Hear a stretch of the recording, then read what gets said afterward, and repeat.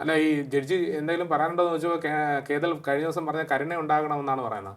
അപ്പോൾ ആ ഒരു പ്രതിയുടെ ഒരു മാനസികാവസ്ഥ നേരത്തെ നമ്മൾ സൂചിപ്പിച്ച പോലെ ഒരു എന്താണ് മെന്റൽ ഇൽനെസ് എന്ന് പറയുന്ന ഒരു സാഹചര്യമാണെന്ന് തോന്നുന്നുണ്ടോ, അതോ അയാൾ അത് പ്ലാൻഡ് ആയിട്ടുള്ള ഒരു കാര്യം തന്നെയാണ്? അല്ല, ഇതിനകത്ത് ഈ മെന്റൽ ഇൽനെസ് ഞാൻ പറഞ്ഞില്ല, ഈ ലീഗൽ ഇൻസാനിറ്റിയാണ് നമ്മുടെ കേസിന്റെ ഭാഗത്തെല്ലാം നമ്മൾ നോക്കി വന്നത്.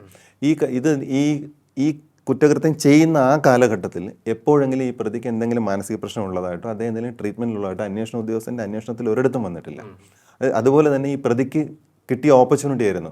ഞാൻ ഈ കാലയളവിൽ എനിക്ക് ട്രീറ്റ്മെൻറ്റ് ഉണ്ടായിരുന്നു, അതുകൊണ്ട് എനിക്ക് എന്താണെന്ന് അറിയില്ലായിരുന്നു എന്ന് പറയാനുള്ള ഒരു ഓപ്പർച്യൂണിറ്റിയും കിട്ടി. ആ ഭാഗത്തും പേദൻ്റെ ഭാഗത്തു നിന്ന് യാതൊരു തരത്തിലുള്ള രേഖകളും കോടതിയിൽ വന്നിട്ടില്ല.